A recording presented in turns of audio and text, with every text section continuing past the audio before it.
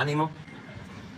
Vamos a informar. Como sabemos, estamos en las conmemoraciones, no solo por el mes patrio, sino porque estamos conmemorando, recordando la fundación de México Tenochtitlan, también los 500 años de la invasión, de la conquista y los 200 años de nuestra independencia nacional. Por eso se han llevado a cabo ceremonias en todo este año. Empezamos en Cuilapan, Oaxaca, que fue el pueblo donde se asesinó a Vicente Guerrero. En esa ceremonia, en ese acto, nos acompañó el hijo del luchador por los derechos cívicos, sociales, el hijo de Martin Luther King. Ahí empezamos. Luego se han hecho también actos ofreciendo perdón a los pueblos originarios. En el caso de los mayas, también se ha recordado la importancia de la resistencia de los pueblos originarios para no perder sus culturas, para resistir ante la represión, ante el exterminio. Vamos a tener un acto con esas características, con ese propósito de reconocer la fortaleza de los pueblos originarios en Sonora, el día 28, que es martes, el 27, que es la entrada del ejército trigarante a la Ciudad de México. Pues es el hecho que sella la consumación de la independencia nacional cuando entra el ejército trigarante. Y así se han llevado a cabo varios actos. Hemos invitado a dirigentes sociales, a jefes de Estado, a todas estas ceremonias. El 27 se va a llevar a cabo la inauguración de una exposición sobre la grandeza de México, la grandeza cultural de México. Es una exposición que se va a montar, ya se está haciendo, en el Museo de Antropología y en la Secretaría de Educación Pública, día 27. Con ese motivo de las conmemoraciones, hemos recibido muchas felicitaciones de todas partes del mundo.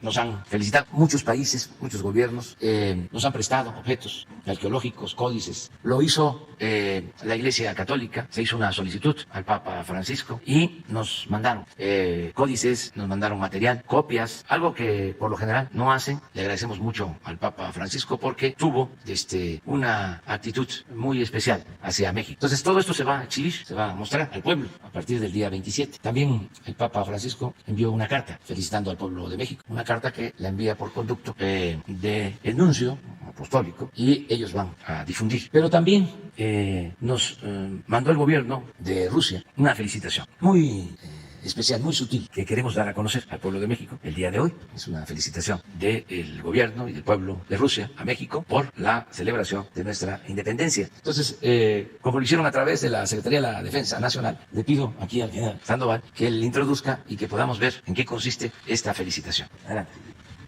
Con su permiso, señor presidente. Bien, desde los inicios de los preparativos de los 200 años de la independencia de nuestro país, la agregaduría militar, naval y aérea de la embajada rusa aquí en México se vio interesada en enviar una felicitación a nuestro país por este acontecimiento. Ofrecieron ellos hacer un video, una transmisión por parte de sus cosmonautas que tienen en la Estación Espacial Internacional.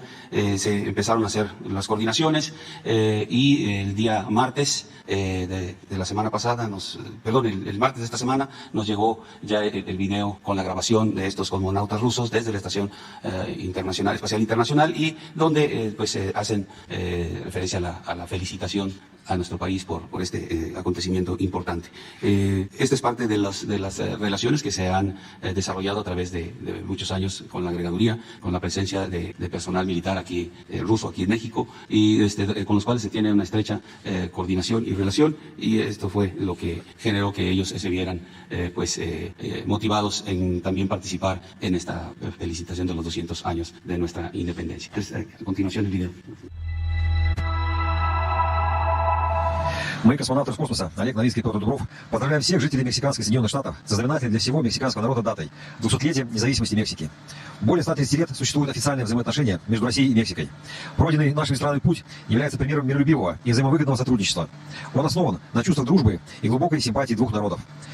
Для народов Латинской Америки и Мексики понимание космических движений всегда шло в параллели с современной наукой. Мексиканские ацтеки славились глубокими познаниями звездного неба. Они строили космические обсерватории, наблюдали за звездами. В музеях культуры до Колумбовой Америки есть множество артефактов, изображающих летающие объекты, контуры которых предвосхищают формы современных космических ракет. Сегодня Россия и Мексика могут активно сотрудничать в перспективных направлениях космической деятельности, мирном изучении и освоении космического пространства. Отдельно хотим обратиться к мексиканской молодежи. Вы живете в красивейшей, независимой стране. Она богата историей, традициями, культурой и знаниями. Будущее принадлежит вам. Сегодня вы частица нашего будущего. Космических вам высот, успехов и творческих удач. От всего сердца поздравляем сегодня сегодня всех с праздником, с Днем независимости Мексики. Felicidades, viva México, viva la libertad.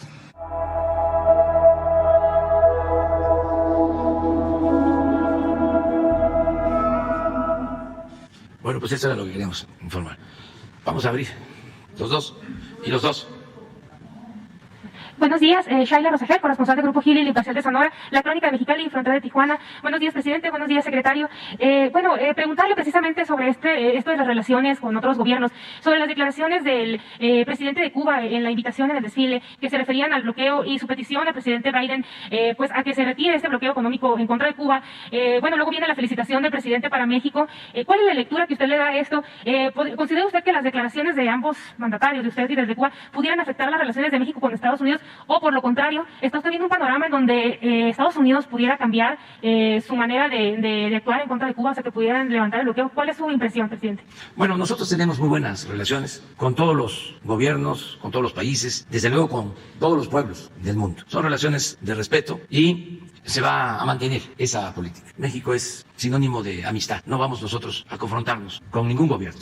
Ahora, con la independencia hemos recibido felicitaciones de todos los gobiernos. Lo hizo el presidente de China, lo hizo el presidente Biden. Les hablaba yo de una carta que envió el Papa, esta felicitación de Rusia, la visita de presidentes de América Latina, del Caribe, de dirigentes sociales. Entonces, no hay ningún problema. Quisieran nuestros adversarios, los conservadores, que nos peleáramos, pero se van a quedar con las ganas. No va a ser así.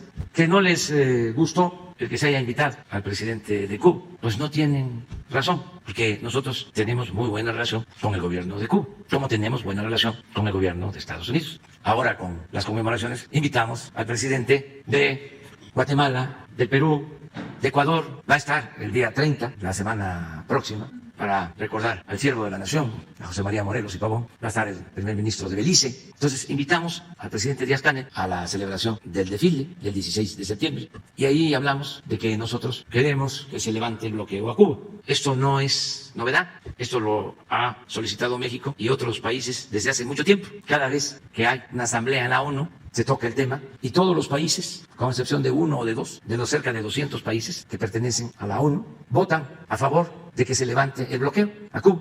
Casi es unánime. A lo mejor vamos a poder enterarnos sobre la última asamblea, cómo estuvo la votación, para que todos sepamos, ¿no?, cuántos votaron a favor y quiénes votaron en contra. Entonces, nosotros pues somos consecuentes, porque no se trata nada más de decirlo una vez, cumplir con el expediente y ya. Se trata de que pues no se permita lo que consideramos es una injusticia, porque ningún pueblo tiene derecho a bloquear o a someter a otro pueblo. Ninguna nación puede someter a otro país. Entonces, eso fue lo que sucedió. Un periódico conservador, el Boletín del Conservadurismo de México, el Reforma, sacó una foto en donde estaba el presidente Díaz-Canel en el presidio el día 16, porque así tiene que ser, porque es el presidente de la República de Cuba y fue invitado especial por nosotros y tenía que estar en el presidio. Y los embajadores en otro lugar, todos los embajadores, y como el embajador de Estados Unidos estaba donde estaban los otros embajadores, sacaron de muy mala fe unas fotos que mientras el presidente de Cuba estaba en un sitio destacado, de honor, teníamos relegado al embajador de Estados Unidos, porque andan siempre queriendo confrontarnos. El conservadurismo así es, son muy perversos, pero nosotros nos ajustamos a los principios de política exterior que establece nuestra Constitución. Y no se debe de olvidar que México es un país libre, independiente, soberano. Si antes, sobre todo en el periodo neoliberal, ninguneaban al gobierno de México desde el extranjero, eso es otra cosa, eso es historia. Ahora hay una nueva situación, es una nueva realidad y a México se le respeta en todo el mundo, como nosotros respetamos también a todos los países. Aplicamos la máxima de que entre las personas, entre los individuos, como entre las naciones, el respeto al derecho ajeno es la paz. Entonces, eso es todo. Ayer que estuvimos inaugurando la Feria Aeroespacial, que por cierto es muy importante, pues ahí estuvo con nosotros el embajador de Estados Unidos en México, que es una buena persona, al que le tenemos respeto y con el que estamos llevando a cabo trabajos de comunicación constante para mejorar las relaciones, sobre todo para que haya cooperación o continúe la cooperación entre México y Estados Unidos. Presidente, ¿y usted percibe o considera que podría haber un cambio con el presidente Biden respecto a Cuba? Que ya usted lo ha solicitado, que ya es tiempo.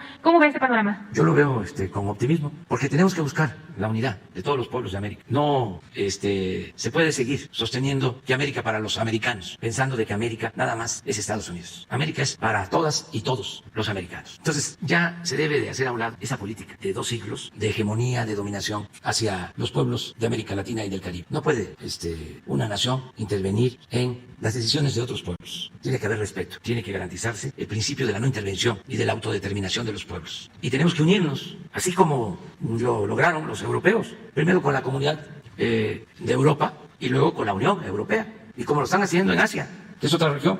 Lo tenemos que hacer nosotros, en América, una región económica, comercial, a partir del respeto a nuestras soberanías. Y se puede. Yo recordaba el 16 de septiembre de cómo el presidente Jimmy Carter, que todavía vive, que le decíamos que viva más tiempo, cómo logró con el general Omar Torrijos un acuerdo para que Estados Unidos le devolviera el canal y la soberanía a Panamá. Fue un hecho histórico extraordinario. Me contó una vez Gabriel García Márquez, que lo invitó a la firma de ese acuerdo, el general Torrijos, y volaron desde Panamá a Estados Unidos, junto con otro gran escritor, Graham Greene. Fueron en el avión de Torrijos y llegaron y el gobierno los recibió con honores. Y hubo una cena por ese acontecimiento y participaron jefes de Estado de todo el mundo. Y miren el resultado. Esto fue como en los años 70, a finales. Y ahora Panamá administra el canal, es su principal fuente de ingresos. Entonces, si hay voluntad, se pueden lograr las cosas. En la reunión de la Organización de Países de América Latina y del Caribe, de la CELAC, yo hablé de cómo también durante el gobierno del presidente Kennedy, en la Casa Blanca se dio a conocer un plan de Alianza para el Progreso, beneficio de los pueblos de América Latina, del Caribe. Pronunció un discurso, estando presentes todos los embajadores de los países de América Latina, el presidente Kennedy, y se invirtieron como 100.000 millones de dólares para ayudar a los pueblos pobres de América Latina, del Caribe. ¿Por qué? Ahora no. Podría hacerse algo parecido, sin bloquear a nadie, sin excluir a nadie, respetándonos todos, buscando la cooperación para el desarrollo. Yo no descarto esa posibilidad. Y nada por la fuerza, todo por la razón y el derecho. Nosotros tenemos muy buenas relaciones con todos los países, con todos los gobiernos. No sé si tienes ahí la información. Nada más para conocer esto del bloqueo, porque junio de este año. 184 países en contra del bloqueo en la ONU, 2 a favor y 3 abstenciones. Y esto a lo mejor lo sabemos pues quienes formamos parte de la llamada sociedad política, pero es probable que no lo sepa la mayoría de nuestro pueblo, porque no se informa, nada más es la descalificación, son los ataques, no les gusta a los conservadores. ¿Y para qué pide el presidente de México que no haya bloqueo a Cuba? ¿Que no pertenecemos nosotros a Naciones Unidas? ¿Que no tenemos una política exterior? Esa es la razón. Entonces hay que serenarnos todos, no enojarnos, porque luego hace mucho coraje los conservadores. Muy bien, presidente, muchas gracias. Otra pregunta. Tras el anuncio de la Comisión Internacional de Límites y Agua entre México y Estados Unidos, que declara la reducción del envío del agua a México, especialmente Baja California y Sonora, por el bajo nivel de agua del río Colorado y el señalamiento de especialistas que prevén que mantenga los niveles bajos por varios años, analiza la Federación inversión para buscar nuevas formas de obtener agua potable en estos dos estados, en Baja California y Sonora. Mire, hoy vimos precisamente, a ver si de casualidad tenemos la gráfica, de cómo están las presas del país, están llenas. No vamos a tener, afortunadamente, problemas de falta de agua. Lo que queremos es que no haya agua en demasía. Esto es el año pasado. Bueno, hasta el 15 de mayo. 49 presas estaban del 50 al 75. 25 presas del 75 al 100% de llenado. Y no había ninguna presa al 100%. Miren el 22 de septiembre, porque estamos monitoreando esta situación diaria. De 50 a 75, 38 presas. De 75 al 100% de llenado, 59. De 100 hacia adelante, 75 presas. Entonces, tenemos agua suficiente. Nada más estamos esperando que termine la temporada de lluvia, que ya no tengamos huracanes que nos afecten. Todavía nos falta terminar septiembre y octubre, que son los meses más complicados. Cuando se habla de que estas presas tienen más del 100%, estamos analizando de que no hay riesgos, aunque estén al 100%, siempre hay una reserva, es decir, en bordos. No quiere decir que derramen, en muy pocos casos, y estamos cuidando eso. Presidente, entonces no afectaría esta reducción de envío de agua. ¿Y sabe que las presas de Baja California y Sonora qué porcentaje tienen? No sé. Sí, tenemos bueno, a ver si hay otro plano. Son muy poquitos sitios en donde no ha llovido del país. Hay otro plano. No, hay otro. Es este. Son los sitios, muy pocos, de sequía. No de sequía, de que no ha llovido. Por ejemplo, esto es frontera con Guatemala, Chiapas, pero aquí es Baja Sur, y arriba sus estados del norte, pero en casi todo el territorio. Bueno, ahí sí se ve que hay sequía en Baja California y una parte de Sonora ahí todavía. Una parte de la... Sí. Ahí no afectaría esta reducción. No, porque están entrando, ya los frentes fríos y hay lluvias también. ¿Quieren ver eso? Los frentes fríos. Sí, y los pronósticos también. Del norte precisamente. Este es uno, pero antes, que este tiene que ver más con el Golfo, aunque allá arriba también se pronostican lluvias. Sí, frentes fríos. ¿Otro? No creo que sea de ahora, fue la de ayer. Sí. Pero sí, te damos toda la información. Gracias, presidente. ya nada más por último sobre lo que anunció el programa de bacheo. Bueno, en Hermosillo, pues usted sabe, uno de los principales problemas son los baches. Entonces, ¿cómo va este plan nacional de bacheo que anunció usted en agosto? Y si los recursos servirán para que los ciudadanos vean una reducción importante en el problema, o sea, solo para arreglar algunas vialidades. O sea, sí se va a notar en las ciudades, digamos, como Hermosillo. Sí, vamos a verlo con los gobernadores, nos vamos a poner de acuerdo para las grandes ciudades donde hay muchos baches. ¿Sí? ¿Me entienden? A ver si no hay otra. Es sobre frentes fríos. No está, desde pronósticos, pero se la conseguimos. Vamos a ponernos de acuerdo con los gobernadores para hacer un programa con los presidentes municipales de las ciudades más grandes del país, donde hay más baches y más vehículos, donde se afecta mucho, ¿no? Además, con las temporadas de lluvia, tenemos que mantener un programa, en el caso de las carreteras, de mantenimiento, de conservación constante. Y estamos invirtiendo para eso, solo para el mantenimiento, alrededor de 12,000 millones de pesos para puro mantenimiento de carreteras. Pero este es otro plan, sería para las ciudades. Lo vamos a revisar en su momento. ¿Qué tal, señor presidente? Carlos Guzmán de Noticias. Mis preguntas iban en otro tema, pero tocó el tema del agua y creo que es muy importante. Hace algunos meses anunció junto con el secretario de la Defensa, que está aquí al lado, vamos a ver si podemos aprovechar el conocimiento que tenga del tema, se inició un programa de bombardeo de nubes con yoduro de plata. Es una cuestión tecnológica que no se hacía en México. Yo recuerdo hace muchísimos años que estudiaba la primera carrera por ingenieros agrónomos de Antonio Narro, que me dieron clases. Era algo que era muy ficticio. Ahora se hace. Tomando el tema que tocaba de las precipitaciones importantes y de que se busca de que no haya el problema que hubo el año pasado con la presa allá de Chihuahua, el conflicto del agua, preguntarle al secretario de la Defensa si tienen ya resultados de este programa que se implementó del bombardeo de nubes y si se va a contemplar para el próximo año en zonas como las que se mostraban ahí, que han tenido sequía y que ya no tengan este problema en forma aguda, ya que hay en el caso de Durango, de Chihuahua, de otros estados, que a los campesinos incluso me mandaron algunas fotos hace 2 semanas en las cuales mostraban de que sí les está beneficiando el programa de bombardeo de nubes. Este es un programa que lleva a cabo la Secretaría de Agricultura y también con el apoyo de la Secretaría de la Defensa. A ver, general, si tienen por qué informar. Este programa, la Secretaría de la Defensa lo está apoyando, es un programa de SADER. Lo iniciamos en San Quintín, Baja California. Ahí fueron las primeras pruebas con un avión Kiner de la Fuerza Aérea Mexicana. Se le instalaron algunos aditamentos para que pudiera hacer esta actividad de rociar con nitrato de plata, creo que es el yoduro de plata, perdón, es lo que dispersa. Hubo buenos resultados, ahí en San Quintín se produjo la lluvia y a partir de ahí el programa empezó a extenderse. Colaboramos con un avión más. Tenemos actualmente 2 aviones Kiner con los aditamentos y se han hecho trabajos de esta naturaleza en Baja California, como mencioné, en Sonora, en Chihuahua, inclusive en Coahuila, cuando tuvimos el incendio ahí en los límites con Nuevo León. En uno de los días hubo nubosidad y se hizo esta actividad y se generó lluvia. Ha sido exitoso. Obviamente lo que necesitamos que exista para poder producir la lluvia es las nubes. No se producen de no haber nubes, se producir lluvia no es factible. Se necesita la nube, se necesita que la nube tenga unas condiciones y el avión sobrevuela por abajo de la nube, suelta el yoduro de plata y hace la combinación química que se requiere para que pueda generarse la lluvia, pero ha sido exitoso y bueno, seguimos apoyando el programa para que en las áreas que se requiera tener la presencia ahí de los aviones, ¿no? Los aviones los tenemos desplegados en Baja California y en Torreón. Ahí están los 2 aviones para poder cubrir las áreas que requiera y a petición de SADER. Gracias. La segunda tiene que ver con lo que anunciaba ayer de la vacunación de aproximadamente un millón de menores de edad que tienen comorbilidades. Preguntarle si nos puede dar más detalles del tema. Obviamente es un tema que le preocupa mucho a las mamás, a los papás, y justamente cuándo va a comenzar y dónde, señor presidente. Sí, ya está a punto de aplicarse, ya lo autorizamos. Tenemos reuniones del Plan Nacional de Vacunación los lunes y los jueves. O sea, hoy a las 5 de la tarde nos reunimos todos los que integran el sector salud, todos, secretario de Salud, director del ISSSTE, del Seguro, director médico de Pemex, secretario de la Defensa, secretario de Marina, médicos de Marina, médicos de la Defensa, la jefa de gobierno nos acompaña en estas reuniones, la secretaria de Seguridad Pública, el secretario de Hacienda, lunes y jueves a las 5 de la tarde. Y tenemos siempre una agenda.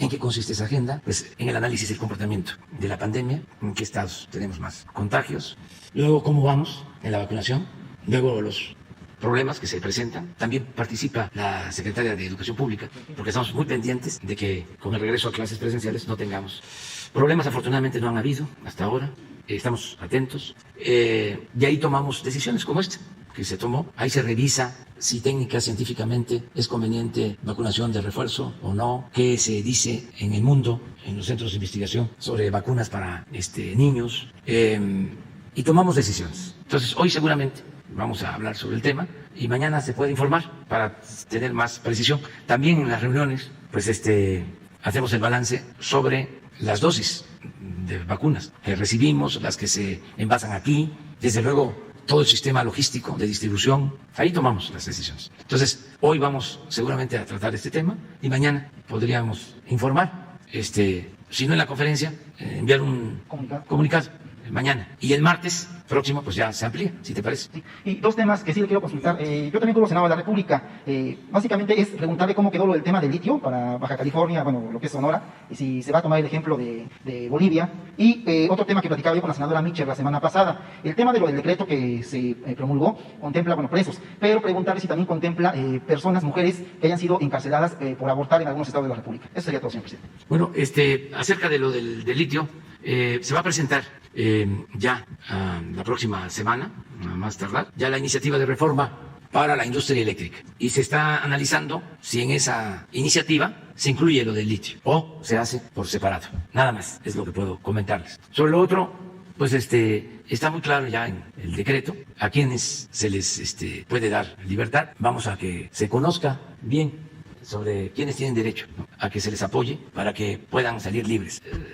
Sin duda, a enfermos, sí, mayores, que es una injusticia que estén ahí, enfermos ya graves, ancianos, quienes fueron víctimas de tortura, está probado, quienes llevan años sin ser sentenciados, desde luego a mucha población indígena, muchos indígenas de distintas culturas que no tuvieron defensores. Esto está dándose en Chiapas, se han liberado a muchos indígenas y lo vamos a seguir haciendo. Pero que Jesús les dé a conocer cuáles son las causas. Quedamos acá. Gracias, presidente. Buenos días a todos. Nancy Rodríguez de Oro Sólido y de Empuje Migrante. Son dos temas, presidente. El primero, si nos puede dar su postura en relación a lo siguiente. Este martes 21, antier, el gobierno de Gran Bretaña, que encabeza el primer ministro Boris Johnson, manifestó su interés por sumarse al TEMEC, este Tratado Comercial México, Estados Unidos, Canadá. Es importante destacarlo, presidente, porque esta información la están dando a conocer prensa local allá en Gran Bretaña, en Estados Unidos y también en Europa, en Francia, por ejemplo, pero también las agencias internacionales. Esto pues nos llama profundamente la atención porque se ve el nombre de México pues a nivel internacional. También pues no podemos negar que pues es la presencia que también se logró a partir de la cumbre del sábado.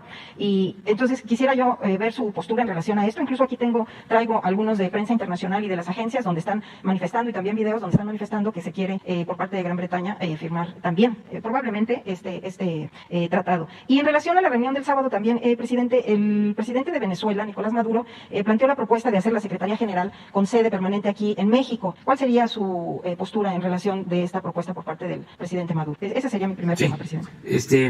Acerca de la incorporación de Gran Bretaña, del Reino Unido, al tratado, pues es un asunto que corresponde a los tres países que ahora formamos parte de este acuerdo.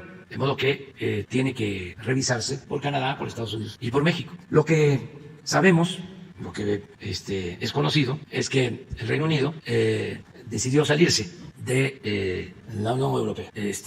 Fue una decisión que tomaron y ya no pertenecen a la Unión Europea. Y están buscando relaciones bilaterales y de otro tipo. Ellos quisieran una relación bilateral, un tratado bilateral con Estados Unidos, y también existe la información de que buscan pertenecer al tratado que nosotros tenemos en América del Norte. Esto hay que verlo con todos los actores, no podemos adelantarnos. Yo soy partidario de que se mantenga este acuerdo. Creo que fue un logro importantísimo el que se haya convencido a quienes no querían que se ratificara el tratado de México, Canadá y Estados Unidos. Tenían sus argumentos, pero al final todos llegamos al acuerdo de que nos convenía. Y yo pienso que le convino mucho a México. Si me preguntan en qué basa su optimismo económico, además desde luego de la disciplina y de la honestidad en el manejo de las finanzas, ¿en qué basa su optimismo económico? Le diría en el tratado, porque eso atrae inversiones y llegan empresas, se generan empleos y tenemos un mercado seguro para la venta de mercancías. Y México tiene ya una importancia en la industria automotriz, en la industria de autopartes muy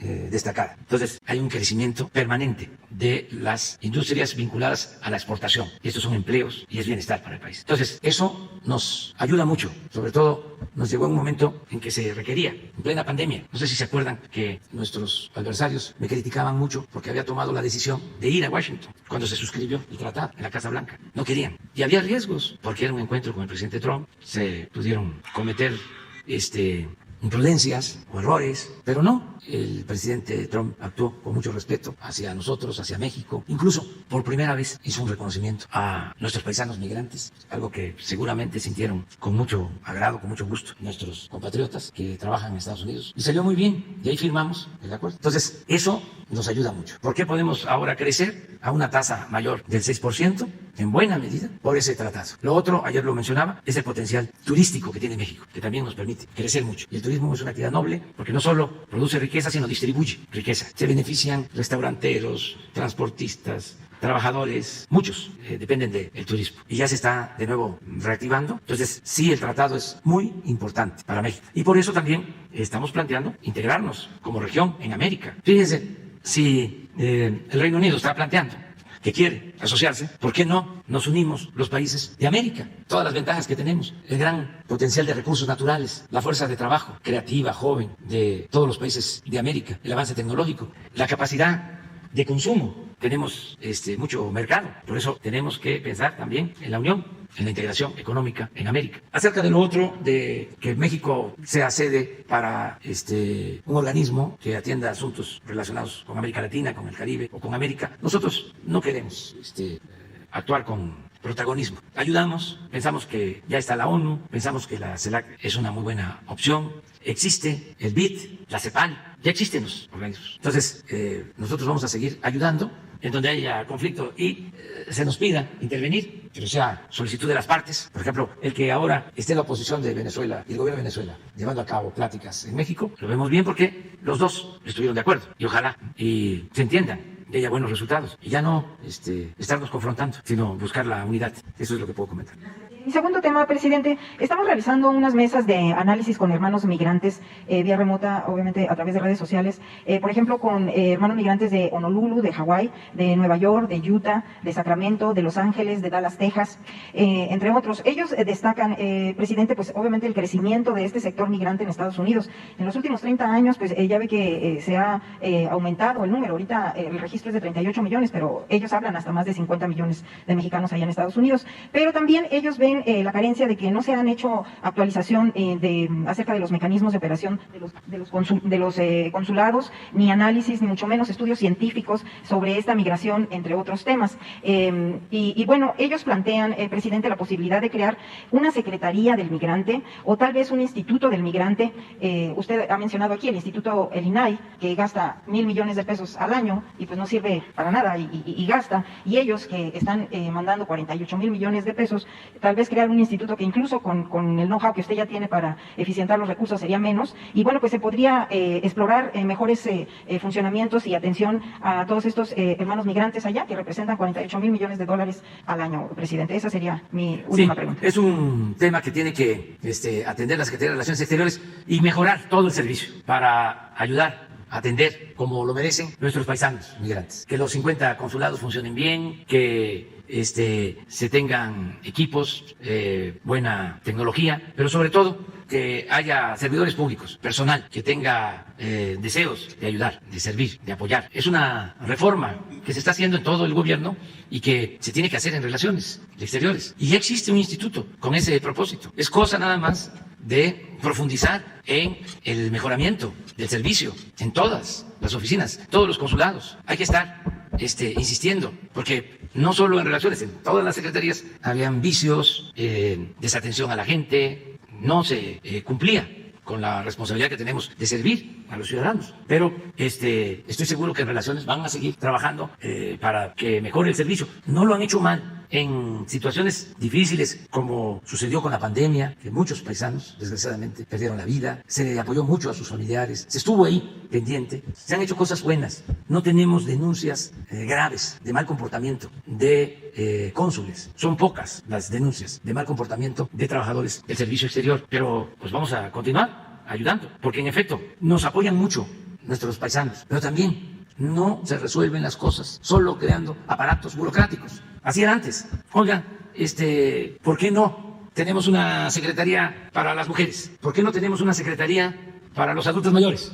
¿Por qué no tenemos una secretaría para la atención a personas con discapacidad? ¿Por qué no tenemos una secretaría para los derechos humanos? ¿Por qué no tenemos una secretaría para la investigación científica? Todo era crear aparatos. Y el presupuesto se consumía en eso. El gobierno estaba ensimismado.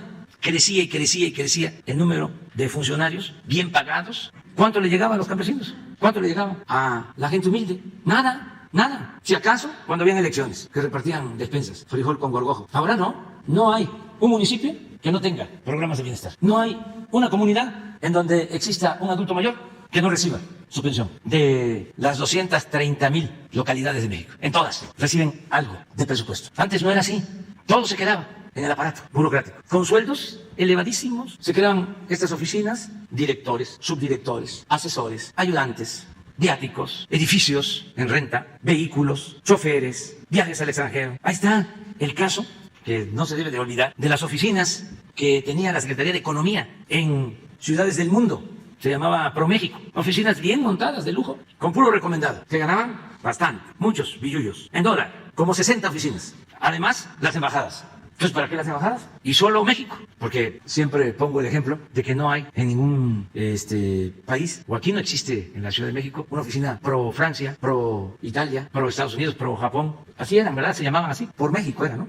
Pro México, ¿sí? Imagínense cuánto gasto. Entonces, sí, ayudar, pero con lo que ya tenemos, para que el apoyo le llegue de manera directa a la gente. Yo recuerdo mucho. Todo esto que estamos haciendo surge de muchos años de estar recorriendo el país y de estar escuchando a la gente, porque el pueblo es sabio. Yo recuerdo que me decían, ahora que ganemos, procure no mandarnos el dinero, el apoyo, a través de funcionarios o de instituciones, que sea directo, porque si no, no nos llega sabios consejos. Y así debe ser todo. Hablaban los conservadores de que se había desaparecido el Fonden. Pues es un caso típico de corrupción. Cómo utilizaban las desgracias de la gente para robar, porque compraban cosas a precios elevadísimos. O a veces ni compraban, se robaban el dinero y presentaban facturas falsas. Y no le llegaba nada a la gente. Ahora son censos, casa por casa. ¿Y cómo se entregan los apoyos? De manera directa.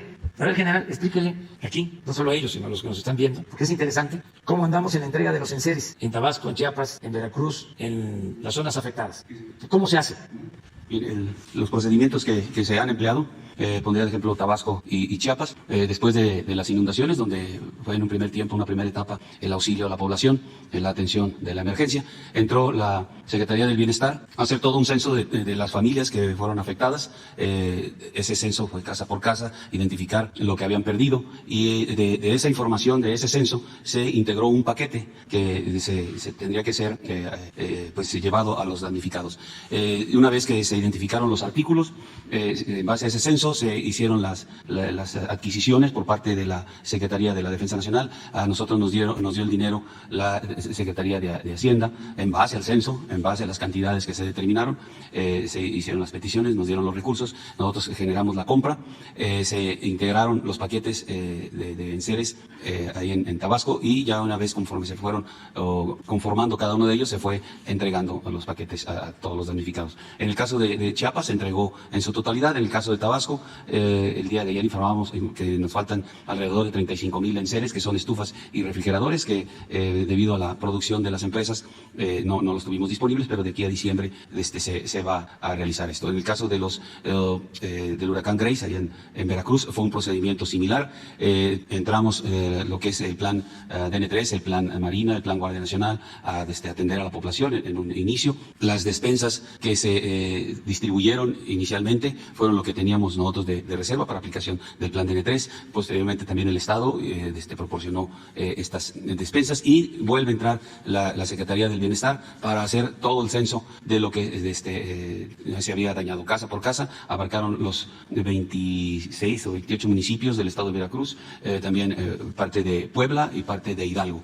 Este censo ya se terminó. Estamos haciendo el proceso de adquisición determinando una vez ya los artículos a distribuir, se van a adquirir y se van a hacer llegar a los damnificados. De igual manera, en todas las demás emergencias, la Coordinación Nacional de Protección Civil, que juega un papel relevante en toda esta coordinación de esfuerzos de las dependencias que participamos, Bienestar, SEMAR, SEDENA, los gobiernos de los estados en su caso, ellos nos establecen las áreas afectadas, los números de población y atendemos de inmediato las emergencias. Nos hacen llegar agua, lo que es de donaciones, si hubiese donaciones, las despensas, y tanto la Secretaría de Marina, la Secretaría de la Defensa y la Guardia Nacional hacemos la entrega. Todo lo entregamos por disposición del señor presidente, esas 3 dependencias, y las otras hacen el trabajo de censar, identificar las áreas dañadas, identificar el número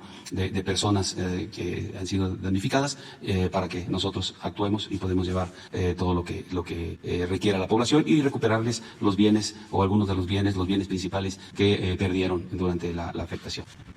Buenos días, presidente. Mi nombre es Bueno, ya Miguel me Velázquez. pediste tú la palabra, te la voy a dar después. ¿Sí? Sí. Pues, luego tú. Ahora no. Bueno, ya para que me meto, mejor los dos, sí, está bien.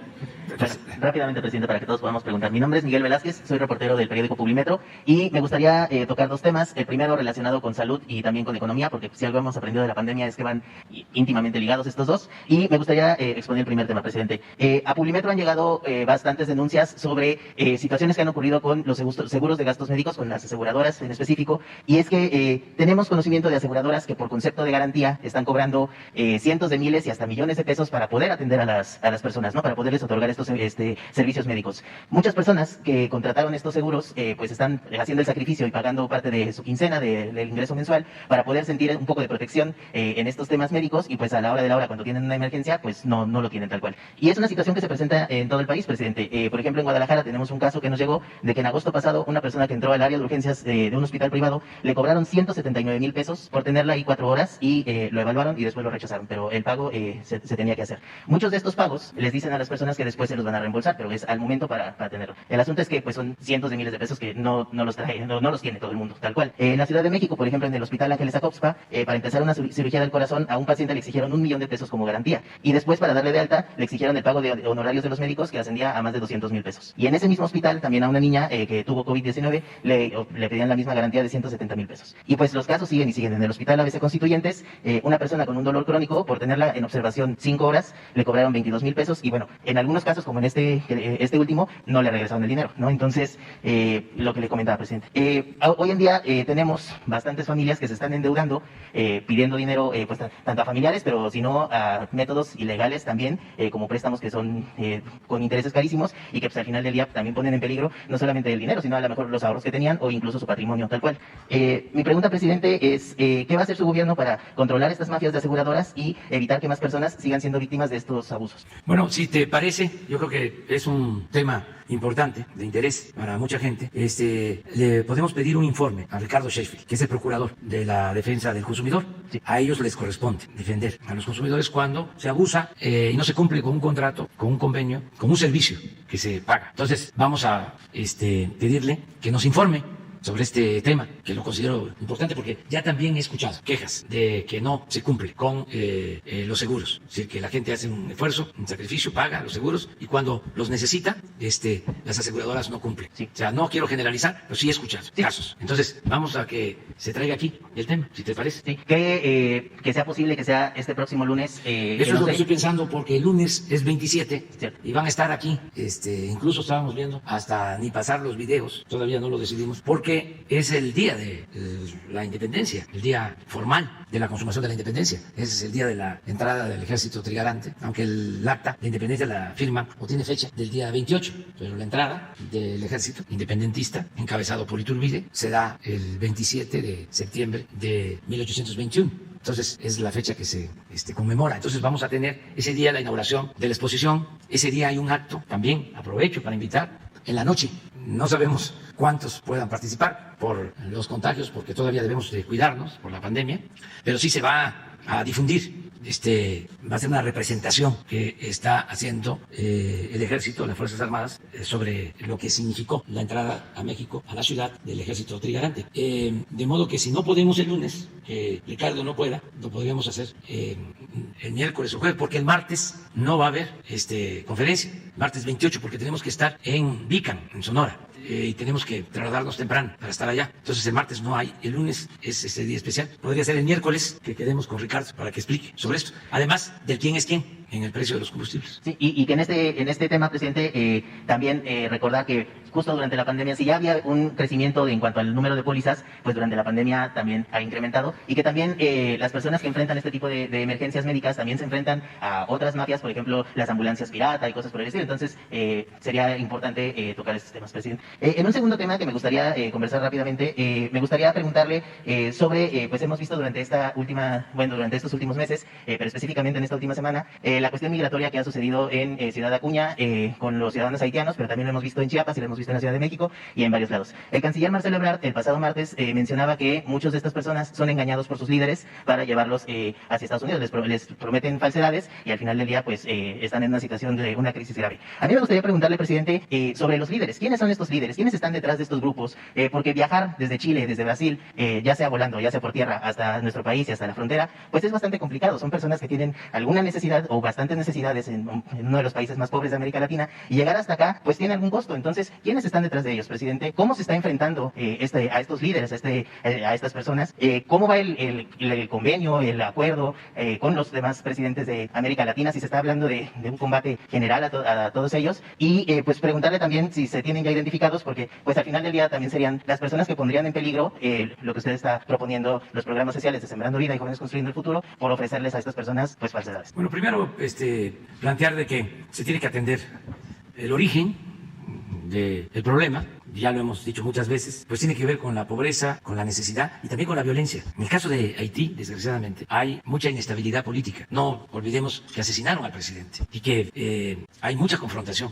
Nosotros llevamos un mes queriendo terminar de entregar víveres en Haití y enviamos 2 barcos, más de 1,000 toneladas de alimentos, y todavía hasta ayer nos faltaban descargar 100 toneladas, porque se arrima el barco para entregar a Protección Civil de Haití y a las autoridades los víveres, y empiezan las agresiones, balazos, y tiene que retirarse el barco y anclarse hasta que se vuelvan a crear condiciones favorables, y regresa al muelle. Estamos hablando de Puerto Príncipe, no de cualquier puerto. Entonces hay una situación muy difícil en Haití, de inestabilidad política, de violencia. Eso se tiene que tomar en consideración. También se tiene que actuar para, como hemos venido sosteniendo, atender las causas, que haya empleo. La gente sale por falta de trabajo o por violencia. Entonces hay que atender eso. Y a río revuelto se aprovechan traficantes de personas que tienen organizaciones donde ofrecen de que ellos pueden trasladar a las personas, pueden llevarlas, conducirlas a Estados Unidos. Son estructuras, organizaciones. Tan es así que contratan camiones. Acabamos de tener una reunión ayer con transportistas de México, de autobuses, que le estamos pidiendo, qué bien que sale el tema, de que nos ayuden, porque ellos contratan a sabiendas de que es ilegal. Estamos hablando de empresas del transporte de México, sí, no, nacionales las empresas de transporte, que se dedican a trasladar a migrantes. Entonces, todo esto lo estamos atendiendo, pero estamos proponiéndole al gobierno de Estados Unidos que se haga de manera conjunta, que intervengan los países y sobre todo que haya cooperación para el desarrollo, que no se demoren, que ya se empiece a apoyar a la gente. ¿Cómo se puede enfrentar a los traficantes de personas? Pues que no tengan materia, que no tengan migrantes, que ya nadie quiera correr riesgo, salir de sus pueblos porque tiene trabajo, porque tiene empleo, porque tiene bienestar, porque hay paz, porque hay tranquilidad. Pero eso hay que hacerlo. Se puede, nada más que son muy lentos estos procesos, pero constantemente los está atendiendo el secretario de Relaciones Exteriores, Marcelo Ebrard, está hablando constantemente con el secretario de Estado del gobierno estadounidense sobre este asunto en especial, constantemente. Van a tener ahora una reunión, unos días más, van a volver sobre el tema, están trabajando sobre esto y yo espero que haya resultados. Gracias, presidente. Buenos días. Yo me llamé de México News y sin censura. Unos planteamientos muy breves. Primero, presidente, en los últimos días la política exterior mexicana ha cobrado mucha fuerza. Y en ese sentido usted también habló hace unos días sobre el artículo 33, un artículo que si lo vemos, pues es prácticamente una política o una norma sin dientes para su ejecución. ¿Estaría en su administración o existe posibilidades que desde esta administración se pueda derogar el artículo 33? ¿Se ha pensado? Estamos hablando de un artículo que ha representado una xenofobia legalizada, incluso, para expulsar adversarios políticos cuando no son mexicanos. Pues es buena la propuesta, ¿eh? Habría que analizar, porque es un artículo que está, si no me equivoco, desde la Constitución de 1857 y ya es otra realidad, la del país, desde luego, y se ha usado como medida represiva en otros gobiernos. Nosotros nunca lo hemos aplicado y no lo vamos a aplicar. Aquí pueden venir extranjeros y manifestarse con absoluta libertad. Entonces hay que analizar la posibilidad de quitarlo, reformarlo. No nos ayuda, porque nosotros no tenemos propósitos autoritarios ni de censura a nadie. Queremos garantizar las libertades plenas a todos. Además es muy bueno el debate. Por eso lo mejor que hay como sistema político es la democracia. Está demostrado, lo menos malo, como dicen los escépticos. Eso es lo mejor. No hay otro sistema político más conveniente que la democracia. Y esto tiene que ver con las libertades. Entonces, que todo el mundo pueda expresarse y así se enriquece la vida pública, con el debate. Entonces sí, vamos a analizarlo. A lo mejor nos está escuchando o le van a informar al secretario de Gobernación para que lo analice, porque son otros tiempos.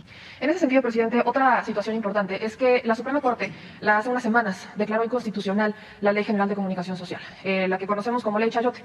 Esta ley que ha permitido que los gobiernos, tanto federal como incluso estatales, en tiempos pasados y todavía presentes, sobre todo en los estatales, estén entregando dinero de forma discrecional a los medios, sin ninguna regulación, sin ninguna norma. En ese sentido, presidente, son muy pocos medios los que están hablando sobre esta declaración de la Suprema Corte y es muy importante porque ha representado una censura indirecta a los propios medios. Su administración ha pensado en promover a través de la Secretaría de Gobernación que, aprovechando que ahora los diputados estarán obligados a legislar para erradicar esta discrecionalidad y establecer reglas claras, algunos elementos que han sido importantes para la comunicación, como por ejemplo una mayor inclusión de grupos indígenas, de personas afromexicanas dentro de los medios de comunicación, algo así como una cuota, podríamos mencionarlo por poner algún ejemplo, o incluso que para que se pueda acceder a algún contrato con gobierno, los medios estén obligados a comprobar que están cumpliendo con sus trabajadores, con los empleados, con los reporteros, con los editores, porque lamentablemente el dinero que se asigna a los medios de comunicación se estanca en los dueños de los medios de comunicación. Y hoy por hoy, y no creo que me dejen mentir, muchos reporteros no tienen contratos, son por outsourcing todavía, llevan años con el mismo sueldo y ellos son los que se están partiendo en las calles por conseguir las notas y lamentablemente no les llegan los recursos. Entonces, ¿se ha pensado en algo así, presidente? Pues Jesús tendría que hacer una propuesta cuidadosa también, respetuosa de la libertad de prensa, de la libertad de expresión. Que no se vaya a llamar la ley censura 2, ¿no? ¿Cómo se llamaba la ley que se combatió en la época de Zarco? Mordaza, la ley Mordaza. Sí, nada de eso, nada. Que la prensa se controle con la prensa, que se regule con la prensa, que no tenga el Estado que meterse a someter a los medios, que haya libertades. Incluso ya hablaba de un comité de ética, que podría también... Sí, pero...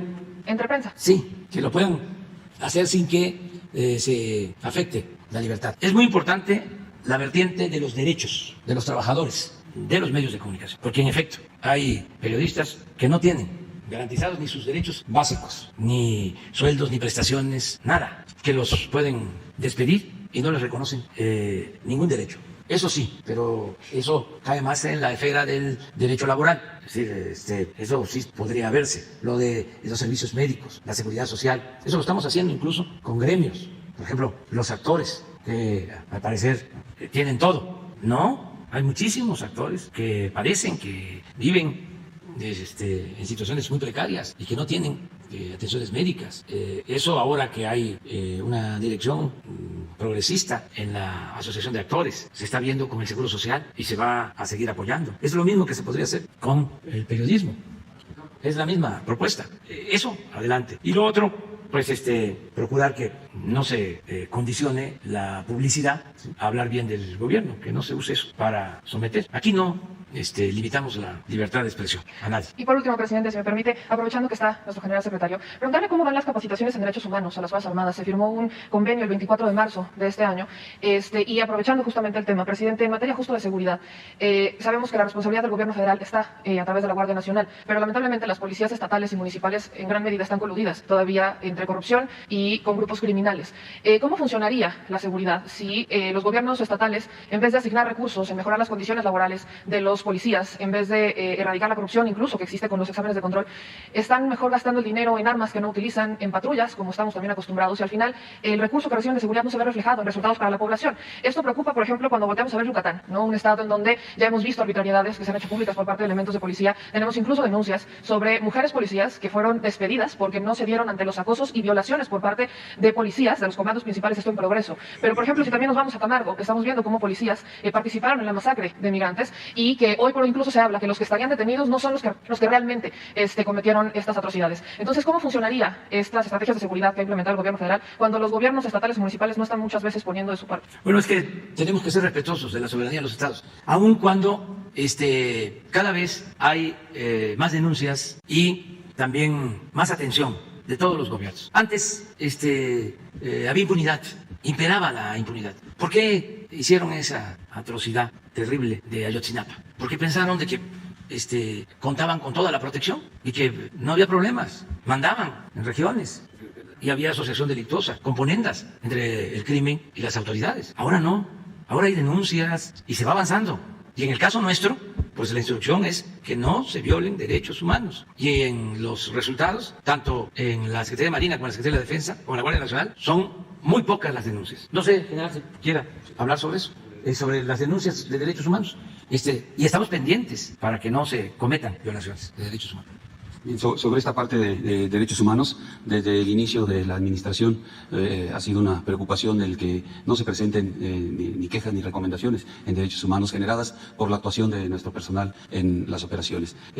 Hasta la fecha no tenemos ninguna recomendación generada por las operaciones. Nuestro personal a la hora de actuar, ya sea el Ejército, la Fuerza Aérea, respetan los derechos humanos, es una instrucción, es una orden de no violentar en ningún momento esta parte. Se ha cumplido, sí tenemos quejas, pero de otra índole, no relacionadas con la actuación de nuestro personal en las operaciones.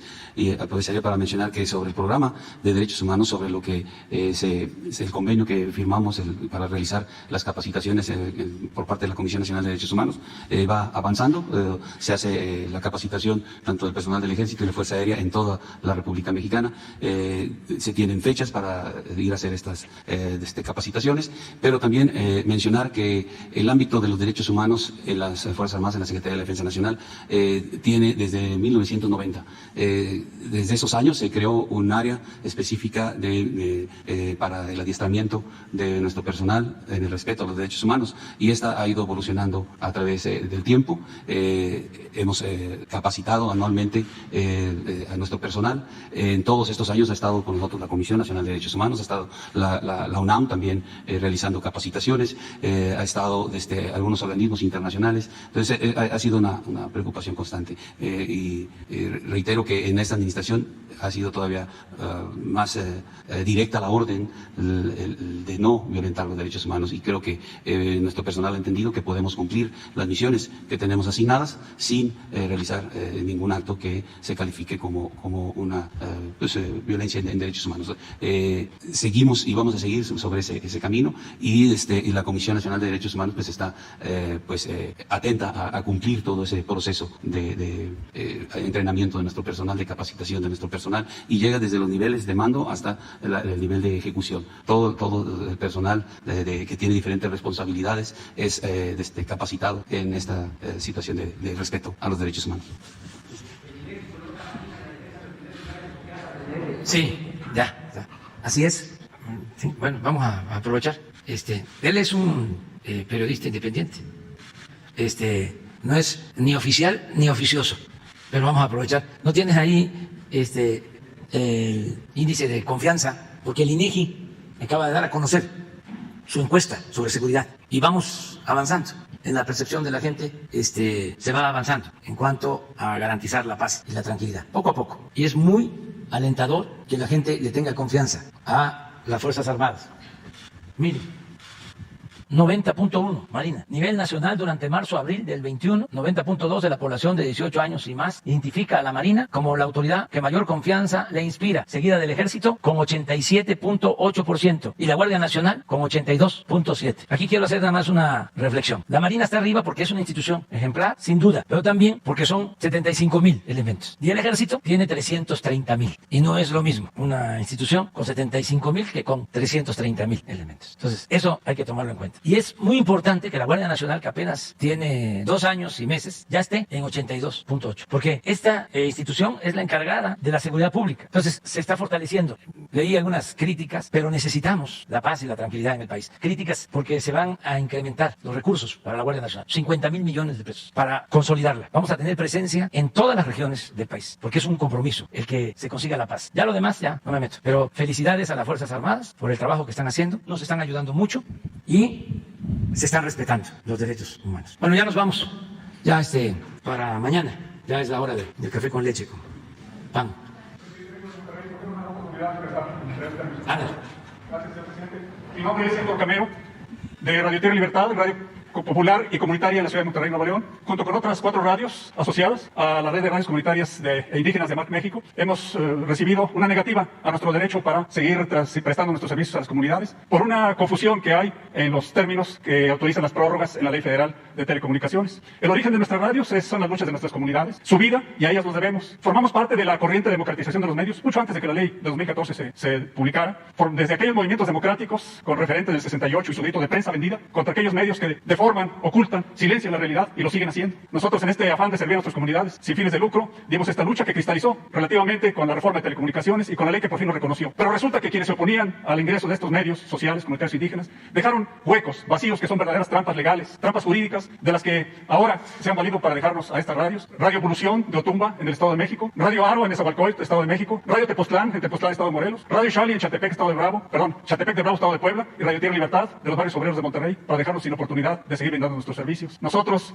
acudimos al legislativo, estamos buscando al legislativo para que corrija esos vacíos legales, porque desafortunadamente el IFETEL no ha utilizado el criterio el criterio pro persona, el derecho pro persona, para poder utilizar cuando hay confusión en los términos legales aquello que más beneficie a quienes están llevando esta demanda. Ni ha acudido a los altos estándares internacionales que precisan de leyes claras, transparentes, precisas para poder definir estas situaciones. Estamos recurriendo al legislativo para que corrija estos vacíos legales, porque no solo somos nosotros, presidente, son las pequeñas radios comerciales, y sabemos que hay radios públicas que están en este bache, igual que nosotros. Nada más que de los débiles, pues nosotros parece que somos los más. Y acudimos también a usted como ejecutivo para solicitarle que refuerce este derecho de estas radios comunitarias indígenas a existir, a tener esta oportunidad de seguir trabajando para nuestras comunidades, porque estamos con ellas, ahí donde se nos prueba agudamente, hasta los últimos rincones, con las comunidades urbanas pobres, las comunidades campesinas, las comunidades indígenas y afrodescendientes. Estamos con ellos puestos a prueba agudamente en situaciones como los ciclones, como los sismos, como la pandemia, que nos ha puesto a prueba, para brindarle, ya que no tenemos las limitaciones comerciales, para brindarles nuestros servicios en todo lo que podemos en su lucha por la salud y por la vida. Estamos en esta historia apasionante de México, construyendo cada día en este afán que queremos que se nos permita seguir prestando nuestros servicios, construyéndose cada día, porque partimos, presidente, de los principios que obliga la ley a las redes comunitarias y que nosotros recogemos con todo gusto: la participación ciudadana directa, la lucha por la convivencia y la equidad social, la igualdad de género, la pluralidad y la diversidad. Un gobierno democrático preocupado por el mejoramiento de las condiciones de vida de sus pueblos no necesita medios incondicionales, necesita medios que sean orgullosamente independientes como nos sentimos nosotros, críticos, pero profundamente comprometidos también con el mejoramiento de nuestros pueblos. Y creemos, por lo tanto, y queremos pedirle y plantearle, señor presidente, esta disposición del Ejecutivo para fortalecer el derecho a existir de estas radios, con esta corrección de esos vacíos legales, con esa revisión y corrección, pero también con su fortalecimiento económico, que es cada vez más precario, porque se sostiene el mismo principio cuando cada vez somos más, y porque necesitamos también una ampliación, de acuerdo a los estándares internacionales, en la reserva que se concede a estas radios. Queremos preguntarle su disposición, señor presidente, para apoyar el derecho a estas radios a consolidarse, a desarrollar su trabajo en pro del mejoramiento de la vida de los pueblos que más lo necesitan. Todo el apoyo. Gracias. Todo el apoyo. Pónganse de acuerdo con Jesús Ramírez ahora, y si es necesario que se concerte un encuentro, una entrevista con el secretario de Gobernación para que se apoye. Cuando nosotros empezamos la lucha en favor de los pobres, me tocó fundar una radio comunitaria indígena, XENAC, La Voz de los Chontales, 1980, en Acajuca. Y cuando terminó el sexenio, la cerraron. Y ahora que llegué a la presidencia, la volvimos a abrir. Y vamos a abrir pronto una radio comunitaria para los pueblos yaquis. Y tengo el conocimiento, porque recorro todo el país, de la importancia que tienen las radios comunitarias, las radios indígenas, los servicios sociales que prestan, y además el fortalecimiento a las culturas a las tradiciones, a las costumbres, a las lenguas, porque se transmite en la lengua de la etnia, de la cultura. Son bilingües. Y esto ayuda mucho a fortalecer nuestra identidad, a fortalecer nuestros valores culturales. Entonces, todo el apoyo. Pónganse de acuerdo y en todo lo que podamos ayudar. Y basta con escucharte para saber que eres una persona comprometida, ¿sí? Y que mereces toda nuestra atención y respeto. Bueno, ahora sí ya, nos vamos. Mañana. ¿Lo van a subir a la red?